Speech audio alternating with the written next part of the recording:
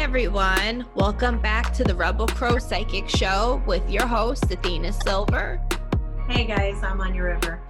Tonight we're talking about fire signs. We're talking about the passionate ones, the fiery ones, the fighters, the happy, fun ones, and the beautiful ones. Oh, yeah. We're talking about astrology. So why don't you start us off, Anya? Why don't you tell us a little bit about the fire signs and what we need to know? All right. So what's a sun sign, right? Most of us know there's this complicated explanation about the apparent, what is it called? The apparent rotation of the sun around the earth. We know the sun doesn't rotate around the earth, but this is where it came from, right? These are ancient practices. Yeah. So the sun sign is where the sun falls during your day of birth. And we wanted to break it down by signs because I think it's more fun, right? We're also planning on having a silly episode. So please understand, we're going to be cracking some jokes on you, but we love you and we care about you. We're just having a little bit of fun. So please take it in heart and understand that we're just having a good time. Yes, absolutely. We're keeping it lighthearted because some of you people are, loca. So yeah. When we get around to our own signs, we're going to totally roast each other. So I'm just going to go at it for 100%, lady, 100%. And it's all in good fun. It's all in love, right? So, all right. So back to sun signs. Your natal chart has 10 planets and additional aspects, loads of information, and all the planets have different zodiac signs assigned to them. So a person is much more than just their sun sign. The sun sign is something that you see on the outside. It's something that is, I like to think of it as an energy that is how people express themselves through that lens. So it doesn't mean that, you're an Aquarius and that you are definitely in this little box. Like, that's but it's the framework. It's the framework for which all the other signs and houses that are a part of your chart come in unison. I feel like that it's all structured based on that sun sign.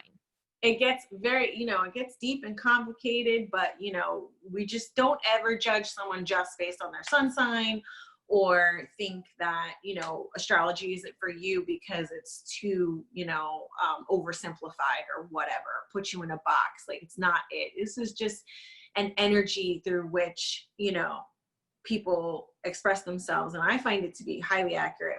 I do too, especially when you look at it from the context of your entire natal chart.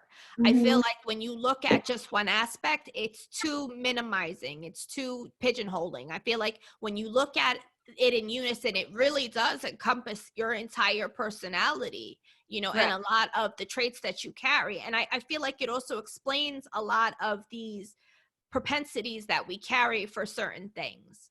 Yeah, right. So let's, to wrap that up, it's not a box. It's something. Your sun sign is a big part of what makes up your astrological makeup anyway. So we're doing fire signs tonight: Aries, Leo, Sagittarius. We are in Lionsgate right now, which is in Leo. So, that's a big shout out to Leos and all of us who are dealing, who are receiving these amazing downloads. Right now, Lionsgate is the most powerful day is 8/8. So if you don't know what it is, start looking into it. You got a couple of days to get on point, but it's really a good time for self-reflection, taking note and stock of your priorities and what you want to do, and opening yourself up psychically and getting in touch with spirit guides. This is a perfect time.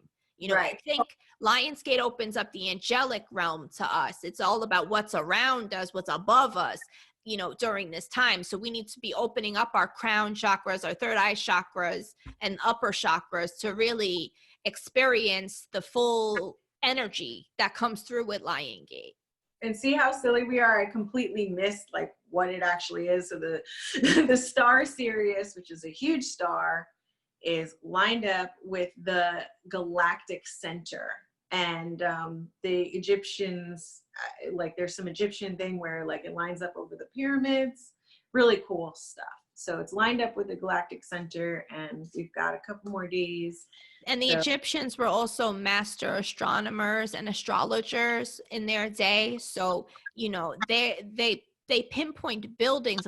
A lot of their sacred buildings are aligned with like cosmic bodies, you know, for sacred and for practical purposes. Right. So this is about fertility and, you know, wealth of like the higher wealth, you know, not talking about like just money, but like that, you know, abundance, energy. So yes, go out and get you some abundance energy. Make that paper, stack that bread. Hustle. So, yeah. So like, let's get into Aries, right? Yeah. All right. Well, you know, for all of our Aries people, we want to talk about our big, powerful golden rams. You know, the Aries sign, for anybody who is not familiar, is March 21st through April 19th. Aries are very strong-minded people, strong-willed people. They want to, you know, they do what they got to do when they need to do it. They don't wait for people to give permission. I noticed there's been a lot of Aries. Typically what I see when I meet Aries is people who have been through a lot, you know, people who have struggled, who've had to overcome adversity, who have had their fair share of drama, and they're just sick of it. And they're not taking no for an answer. They're not doing it anymore. You know, they're throwing off those chains and they're going to live a better life that they want to live. They can be a little bit territorial too, but I feel them. You know, if you have people stepping over boundaries, I'd be a little angry too. But getting back to the thick of Aries, we're going to talk about the mythology behind the sign. Now, for any of you history buffs or, you know, Greek tragedy and comedy lovers, you know, thespians out there, I'm sure you've heard about the story of Jason and the Argonauts and his quest for the Golden Fleece. Tell me. Huh? Tell me. I'll tell you, girl. So basically, Jason was put through the ringer trying to, you know, do his thing, you know, earn some wealth, you know, find a wife. This was back in ancient Greece, so you had to, you know, not everybody likes you. And the king just really wasn't liking him, wasn't feeling him, didn't think that he was good enough for his daughter, didn't want to mess with him or whatever. So he was like, you know what? I'm going to ghost this guy. I'm going to make this guy drop off. So he's like, great. You know what? If you want my daughter's hand in marriage, you got to go out and do a whole bunch of stuff. You got to go and get this, you know, this ram and sacrifice it and bring back the fleece. And yeah, that was really hard. That was really long time. He had to sail there. You know, it's not like he could take you know, Spirit Air on the cheap. He had to like get on a boat. He sailed there. He got the ram, which the ram itself was a golden, majestic creature. We're not talking about, you know, a goat off the cliff. We're talking about like a majestic, like unicorn kind of ram with golden hair. So, you know, he was luscious and, you know, on point. Luscious, majestic, you know, just above board, you know, that the ram had style. All right. Anyway, so he got it. He killed the golden ram. Hang on, I just wanted to say, I want you to read me bedtime stories like you're hilarious. Continue. This is a glimpse of how I tell stories to my children. They're always like, Mommy, you know, I didn't know that Pinocchio had a gun. Be like, yo, Pinocchio was a bad boy robbing people. How you think he's going to rob people without a gun? Anyway, getting back to Aries. So basically, you know, there was the way that this ram came into existence was the Poseidon, the sea god, turns a nymph into a sheep, and they have babies. I feel like it was a workaround. Poseidon was like not trying to get all caught up with feelings with his wife and stuff, because, you know, his wife you know, with they're married and all that, and doesn't want Poseidon getting some side game with a sheep. That's ancient Greece. People were wild back then, you know, different rules, you know. So basically the ram was born with the golden luxurious mane, and then he wound up saving 2 children. There's so many complicated stories with Greek mythology, and it's very, you're not sure what you're getting here. I'm going to say that it's like with anything with the ancient Greeks, that it's like very dramatic, very complicated. It's like telenovelas and soap operas, you know, but like ancient style. Like they didn't have TVs. Yes, but they could still tell stories, you know. We humans are a creative bunch, and we like to talk about drama. We like to talk about everybody else's situation, like Poseidon. And, you know, and hey, we tell our children. That's why we're, you know, talking about Poseidon in this side piece, you know, 5,000 years later. Anyway, ridiculous, so Jason slayed this magnificent, luxurious, beautiful, done up, you know, golden ram, got the fleece, sacrificed it with a whole 9, brought it back to the king, you know, and wound up leaving with the wife, you know. So he got his in the end. Shit. But, you know, like I said in the beginning, you know, these poor rams have been through a lot. These Aries have been through a lot. You know, there's a lot of roughness and toughness that comes from that life, you know, being through those trials like that. Yeah. Wow. That's amazing. Yeah. So tell me, what do you want? What are the notable sides of Aries that we should talk about, that we should let people know about? So, I mean, Aries is one of the most interesting thing that I was drawn to, you know, about Aries is they embody the sense of quote unquote, I am. And when you look at like the next sign over, which we're not going to talk about, but just a contrast, is Taurus. And Taurus's energy is to be.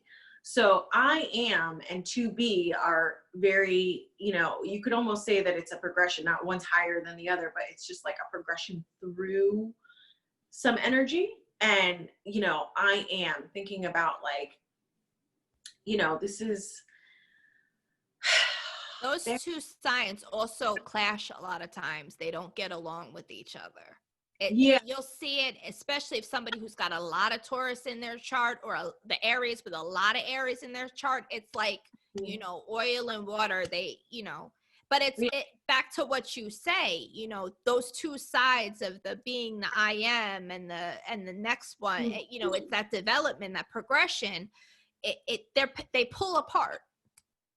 Yeah, it's 2 totally different energies. One's not better than the other, but it's just like, you know, I'm going to get stuck on the I am again. Like, I feel like that's very cerebral for me. So I'm just going to move on. You get the point, right? Yeah. So, yeah, I'm going to go into this whole like. Well, the I am wraps up into the fearlessness, the having to be dominant and fearless and put yourself out there and being like pushing yourself out there rather than waiting for somebody to invite you, you know? So, and Aries, you know, Aries, they say Aries is the natural born leader. You know, we have other leaders in the Zodiac, but Aries really embodies for the that. Fire sign it is. It's just very, no, I think Aries is more the leader out of all the signs. There's other signs that have natural born leaders. I'm not saying that Capricorn isn't a natural born leader. Calm down. That's not what I was saying, but okay. I was just like agreeing with you and stuff. But they are the first sign. That's important, you know? Yeah, and they get, because they're the first sign, they also get some, you know, negative qualities from being the first sign, but they are the first sign, so you got to give them that respect. Yeah. Because they're the ones that are charging forth and, you know, kind of like this energy of like, you know, I can get everything done, you know, like I'm very, very dedicated to their work and very passionate, enthusiastic people. You know, you talk about Aries, you talk about somebody that's not going to sit still, you know, they got that like, let's do it energy. Yep. they're cardinal signs, so they're the initiators, and that goes with the energy of the first sign in the zodiac. The Aries is the first sign in the zodiac. They are the initiators. They are, you know, they are what's paving the way for the rest of us. And in this, you know, this charge forward, the ram is the charging forward, you know. Yeah, breaking down those boundaries. So what's a negative thing about an Aries? I'm sorry, you guys don't fight fair. No, they will pull up stuff from basement level to throw at you. You guys don't fight fair, you know? Like, I'm a Libra. I'm all about, like, there's justice and there's two sides to a story. You know, I'm not a Libra sun sign. I'm Libra in my chart. Let's just, sorry, clarify that. I got a lot of Libra energy, so I'm all about fighting fair and, you know, like that crap. Yeah, that illusion, you know. I'm a Capricorn, so fairness, doing things the right way is very important to us. So I feel you on that point. Yeah. So yeah, I think that's and we were going to talk about the tarot cards. We didn't say this in the introduction, but we're going to talk about the tarot cards that are associated with our signs tonight. So pull it up. What's the tarot associated with Aries? We have two. So we have the Emperor, which makes a whole lot of sense because the Emperor is the, you know, it's an authority figure. It's an authority figure that has a head, you know, a good head on his shoulders, and is not like authority, like in your face. Yeah, firm and strict and disciplined. Yes, and very authoritative. But with good sense and a sense of fairness, you know, like the Emperor isn't this like terrible figure. It's a very, like, oh, I'm saying this from the perspective of I don't like authority, right? Yeah, so, but he's a decider. You know, sometimes things got to get handled, and you go to that Emperor to say, well, you know, we got a problem. How do we fix it? He's the person that's going to tell you, well, you do this, this, and this, and you're on your road. That's right. So, you know, and you need those people in those times, you know, like Aries, I will tell you, will always rise to the occasion. If there is a problem, they will rise to the occasion for a solution and work in a workaround to get through it. So they're good crisis people to have in your corner. Yeah, absolutely. Absolutely. You know, like they get stuff done. You guys get stuff done. And, you know, I really admire that a lot. The other card that is associated with Aries is, and this one I was surprised about. I didn't know this, the Tower. The Tower is associated with Aries. And for all of you guys who are tarot people, you know the Tower is one of the scariest cards. We have an episode on the bad cards. We do, and it's funny as hell. We talk about the Tower. You know, it's one of my favorite cards. But the Tower is this, you know, huge tower that's got struck by lightning and is coming crashing down. People falling out the side. People falling everywhere. The ground is shaky. You know, it's a mess. It's chaos and just a mess. And I think what embodies the energy of Aries in the Tower is that it's a swift, it's this, you know, lightning strike that's happening. It's swift. And it's quick and everything's coming down so you can rebuild. You know, it's just like rip the Band-Aid off, get it done. And that's kind of like, that kind of like embodies to me the Aries energy of like always moving, you know, always, you know, very powerful. Yeah, like it fell down, let's just fix it. Yeah, very, very powerful, strong, powerful energy. Right. So thank you guys. Thank you, Rams. All right. So moving on, we're going to get into the Leos, those lion people, those courageous, brave people that just want to get in front of and just be out there protecting others, you know. Now, Leo is the sign of the great lion. Many different Leo businesses come up. You see, they always have the lion logo, you know. Yeah. For all of you that don't know, Leo is July 23rd to August 22nd. We're in it right now. Hi, Leos. Happy birthday. Hi, Leos. Hi, you beautiful souls. You know, Leos are always birthday. Happy birthday, people. No, Leos are always very strong, but very beautiful people. Like they care about how they're seen in the world and how others see them, you know. So the myth that is associated with the sign of Leo comes again from the Greek mythology. If any of you are familiar with the story of the 12 labors of Heracles, Heracles was sent another king with an evil story and a wife, and a girl for this guy to marry, and he's got to do all this shit just to get the hand of the pretty girl. And I'm like, for real, people, why don't you just marry other people? Like, just because she's a princess doesn't mean anything. But it's a whole status thing in ancient Greece. All right. Yeah. Everybody's trying to social climb. No judgment for you social climbers out there. No hate, just love. But back to him, he had to go through 12 labors. He was also sent to take care of the Nemean lion, which was a lion that was basically, eating people in the town. Okay. And again, he couldn't fly spirits, so that he had to take a boat. Took him, a whole long time, and then he got back, and the king was like, it's not really that big, and then sent him out 11 other times to start slaying all these like mythical creatures, meeting, solving riddles and stuff. Sound like telenovela. Surreal, for real, telenovela, Greek style.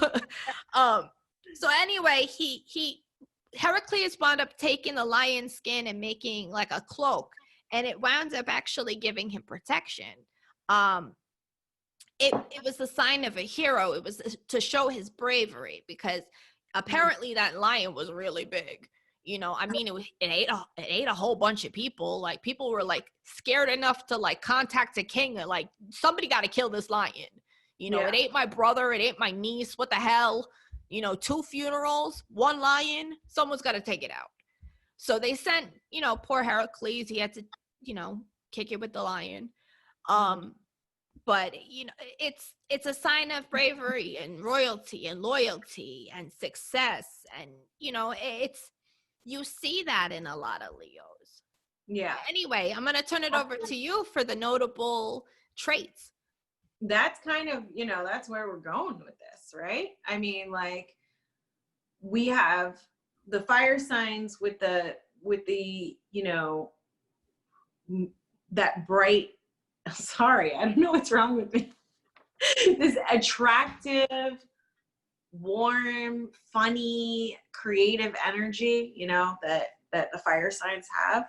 And hold on. By the way, to amend my story, Heracles had to strangle the lion. Not only seriously? He couldn't penetrate the lion by like sticking it with a knife or a sword, he had to strangle it. That's crazy. That's like next level caveman, like survivalist stuff. Yeah. So like the Leos are just so creative, right? I mean, they're just so creative. They're stubborn, they're flamboyant, like persistent, meaning like when I say stubborn, I mean like persistent, like they will get shit done. They're the ones that you want to go to if you want to have a really great party, Yeah. They know how to have a good time. They have great taste, They're very visual too. They're very visual, and aesthetic is a big thing for them. Yeah. As is, like, I think they offer like so much to the world just by having this light heart and being funny and, very like, I just feel like they have just really great, when I say they have great parties, it's just like, they can really like relate to other people, and, they make interesting friends because they collect like different types of people. You'll notice at a Leo party, like you'll see, highbrow people, a little bit of lowbrow people, a little bit of here and a little bit of there. Like they like to bring everybody together. Yeah, I feel like they just like having an interesting life and like bringing in, like you're saying, like all these different elements into their life. And, it's a very like exciting, dynamic energy that Leos bring, which is really nice. It's warm and generous and just like a good time. So give us those nasty sides. Yeah. What are the traits that are not so good about Leo? I've never. Oh, you mean like the self-centered part? Like they could be a little. Yeah, they could be a little bit. Yeah. They also self-promote a little bit. It's always about what they're doing. Let me show you what I'm doing. Let me put it in front of you. Why don't you take a look?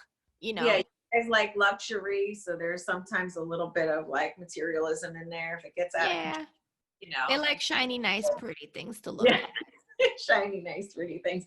Probably also very fiery and probably also not great in a fight, like maybe like not the best person to fight with. So Well, I think that they're going to fight over things that are really important to them and yeah, not necessarily see other people's sides of things. you don't want to mess with a fire sign is what I'm No. saying. Like you don't want to mess with any one of the fire signs because But they're different when it talks about messing with them because you'll get bite back from all of them, but the bite back will be different. right. Exactly. Like Aries will straight pull something sharp on you. Leos are going to curse you out a little bit, and Sagittarius, they're just going to go crazy and hit you with whatever they got in their hand.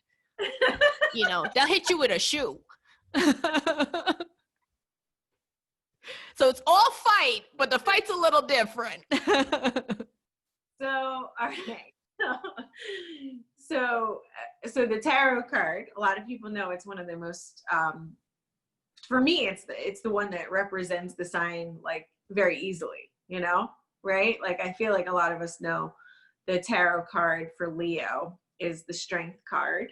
And, I don't have it in front of me, but it is a picture of a lion with a beautiful maiden holding the lion and kind of stroking the lion, and really nice bright fire colors. And over the woman, there's a little 8 or infinity symbol. It's an infinity symbol, but it's also an 8. Yeah. And it stands for August 8, which is Lion's Gate, the powerful day of Lion's Gate. So there's an association there that's really nice. And 8s also represent karmic energy and generosity, which are some things that Leos in general embody. Yeah, they're very generous. The generosity and so it's a nice little like bringing it all in together into a little package, which is great. There's a lot there. What's funny? Before we move on to the next one, this came to me today, is that I never look at the lion when I pull the strength card. I always look at the lady in the background. And really the lion is what symbolizes the strength. But the lion is helping the lady with her strength too. They're strength together. She's got him to protect her, and he's got her to protect him. So, it's a symbiotic relationship that these two people, that the woman and the lion have together, that they come together, to make something a whole lot stronger. But it's just funny because my human bias, I guess, like I guess call it like my human bias or whatever, like I just automatically in my mind downgraded the lion when I read that card and really look at the lady. And really it's, like that's some Jungian thing you've got to decipher there. I got to work on some shadow work. Yeah. I think you're having some human guilt. I thought it was really fascinating that I realized that I, it is. Like, just because, I don't know, whatever, let's not get off topic. All right. So anyway, let's talk about the next and final sign for the fire groups. It is Sagittarius, the party people, the people that every Sagittarius I meet is full of life, and it's always in a different way. They always are looking to do things, like thinking of a new way to do things, or wanting to start something completely new or change up the game in some kind of way. They're very like, let's start something. Let's do it. Like that positive go, go, go energy, Yeah. So for any of you that are not familiar, Sagittarius is November 21st to December 21st. So it's those winter solstice babies. It's those, Thanksgiving babies, it's the post-Thanksgiving. It's like that Yule, that Yule time year. And, when you talk about times with Yule, a lot of people think in Christianity terms, Christmas. It's about a mother giving birth to a child, a family, they're a family, it's family minded. So it's interesting to me that even from a pagan perspective, the story associated with Sagittarius actually has to do with a sun.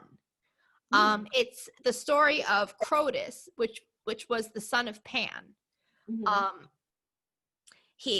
the sign is of a centaur shooting arrows, like a bow and arrow. It's Crotus was the son of Pan. He was a great huntsman and a great musician, which the muses of the forest really liked it, and they thought he was good, singing like Drake, coming out there with them bars. All suavemente and all that, so they talked Zeus, the highest god on Mount Olympus in the Greek pantheon. They talked him into giving Crotus a special like gift, like special status. So they talked him into letting Crotus become one of the stars, and he became the constellation Sagittarius. Zeus was so impressed with his hunting skills that he gave him like a horse body, and he was such a good musician and a huntsman that they wanted to let him hunt in the sky. So they gave him a bow and arrow, and he could harmonize and be up there. And the beauty of him in the sky, in that constellation, all those muses and all of those creatures started to clap. And that was the first applause, like heard around the world. Wow. Yeah, that's actually the story of how applause came into being. Wow. Yeah, so he was so beautiful and resplendent, and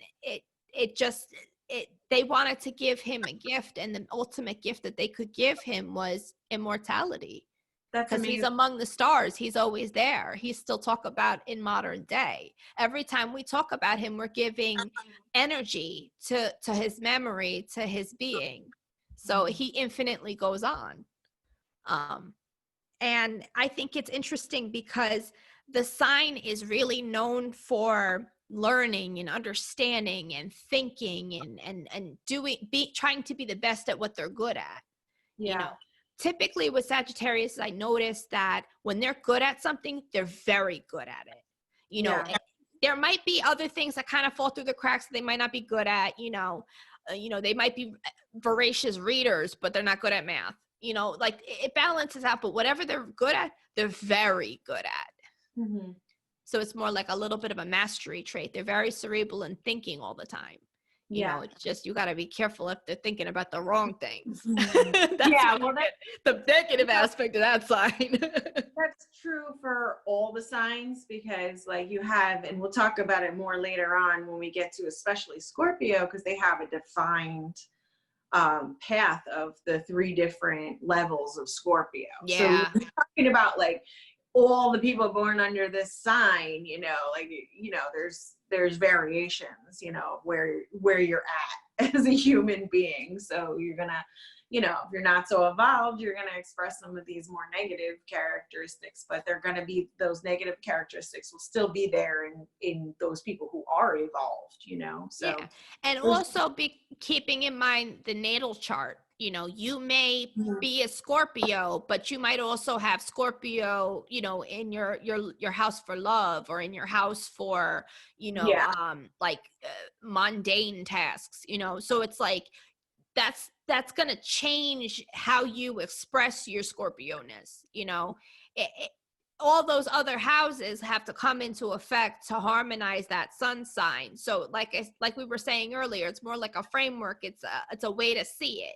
You see the sun sign, but you have to take the rest of everybody in harmony to understand that sign in its full expression. Right. So Sagittarius, like you said, I think you summed it up beautifully. They're the wanderers and the truth seekers. And, they're also these people who I like to think, like, I think about, like, they're born during the time of Christmas. I think about Christmas itself, like you're talking, referencing the pagan traditions and how like it's cold. And so you have this holiday where, you know, it's cold and dreary, and you have this holiday and everything is lit up. And we It's light up. almost like an artificial, we need to cheer you up because this shit's getting depressing. And that's what I think with Sagittarius as an energy, you know, Yeah. like there's a lot of cheer and there's a lot of like, you know, they know that like the world is, you know. And it's funny you say that because Capricorn comes in next to squash that happiness and bring that shit down. They're like, there's too much party. Go home, kick them out of the house. You don't even need to know our house no more. Go away. We're gonna call the cops on you. Right. And they're often that kind of like, you know, the next sign is gonna kind of like a little bit negate the sign before. Yeah. So, you know, it's interesting. But yeah, I really like the Sagittarius energy. You know, like my daughter actually has a ton of Sagittarius in her chart, and I see it all the time because she's just all over the place. You know, like she just wants to go everywhere. She wants to meet everybody. She's not shy, you know. Yep. My husband's a Sagittarius, and so is my mother. And so it's interesting to watch them because their Sagittarian expressions are very different. You know, my mother's very outgoing and, you know, like outward thinking, you know, like she's very like a people person, you know, and my husband's a people person, but he's quiet about it. He only likes people that he knows, you know. So it's interesting to see how they express, and also the male and the female energies express differently within the sun signs as well. You know, we will be doing an episode on that at some point. Absolutely. You know. So, okay, so here's the part where I was having a big problem. I don't understand how Temperance is the card for Sagittarius, but you know, it is. So that's the tarot card for Sagittarius, Temperance. Yeah, that is a weird one. You wouldn't think maybe it's more like in a warning capacity, like telling you to chill. But calm down. No, maybe I don't know. I don't see Sagittarius. You know what? It could be because Temperance comes up for addiction sometimes, depending on some of the peripheral explanations for the card. It comes up at a time telling you that there's some obsessive, addictive behavior going on here, and you need to fix that because it could be dangerous. I don't see it as like an overarching energy of Sagittarius though. Like I feel like they're pretty grounded, you know, so maybe that's what it's referencing. Maybe it's referencing both, you know, but yeah, I feel like maybe because Temperance is very much, you know, it's a grounded energy and it's very balanced. So yeah, that is interesting. You know, maybe one of the expressions is dealing with the addiction side or the need to rebalance. And then maybe the higher expression or the more developed expression of Sagittarius is I am balanced. I am grounded. Yeah. You know, as an energy. I don't know. I mean, if any of you have here, let me know. Yeah, if any of you want to talk about your interpretations of any of these cards, comment on our video or send us a DM on Instagram at Rebel Crow Psychic Show. You know, we want to hear what you guys think, and we want to get involved in the conversation, starting conversation about deeper understanding. You know, we're trying to build community and a resource for people just starting out. So, you know, for any of you OGs that want to chime in, hit us up. We want to hear what you guys have to say about it. You know, we welcome everybody. This was fun tonight. This was. Happy birthday, you Leos, and everybody else, all you other fire signs. Thank you for letting us poke a little bit of fun at you. It's all in love, baby. And remember about Lionsgate. So definitely. So yeah. So, with Lionsgate, just to wrap it all up and reiterate, you know, it's going to be a time of deep spiritual connection, the connection of crown chakra down. So do things like going outside with your shoes off, grounding your energy to the ground and opening up the energy from the ground up out your crown chakra and back down in. You know, it's all about filling up those spaces with that angelic light and that good positive energy to restart and unblock your chakras. Yeah. It's about alignment, you know. Well, anyway, guys, this was fun. We're going to continue with more episodes about the different zodiac signs. We'll be putting another episode out there. You know, we'll be doing the earth signs, the air signs, and the water signs. So check us out. We are Rebel Crow Psychic Show. You know, we're on Instagram at Rebel Crow Psychic Show. Our website is rebelcrowpsychicshow.com. Hit us up. We want to hear from you guys. We would love to know what you got to say for topics. Make sure you like, follow, and subscribe. I'm Athena Silver. I do professional psychic readings. I also do spiritual cleansing and workings. If you're interested in, you know, talking to me or finding out more about me, my website is readingswithathenasilver.com. If you're interested in getting a reading with me, check out my website. It's the best way to get in touch with me. It says right on the first page how to get in contact with me. I'm on Instagram at athena.silver, and I'm on Facebook at Readings with Athena Silver. Where can they find you, Anya? I am on Facebook and Instagram, and if you'd like to book a reading with me, please reach out via DM. It's at Anya River, ANJARIVER, for both Facebook and Instagram. Well, thanks, guys, for, checking back in with us. We're going to be posting an episode every week, available on all podcasting platforms like iTunes, Spotify, iHeartRadio, all the big ones. You can view us on YouTube at Rebel Crow Psychic Show, the channel. Thanks for coming back, and we look forward to talking to you guys more about, spiritual topics and different fun stuff. So have a good night, everybody. Be good to yourselves. Be good to your partners. Be good to the person down the street, because you never know. They may need something from you one day, and you may need something from them. So spread the love around. Have a good night, everybody. Good night.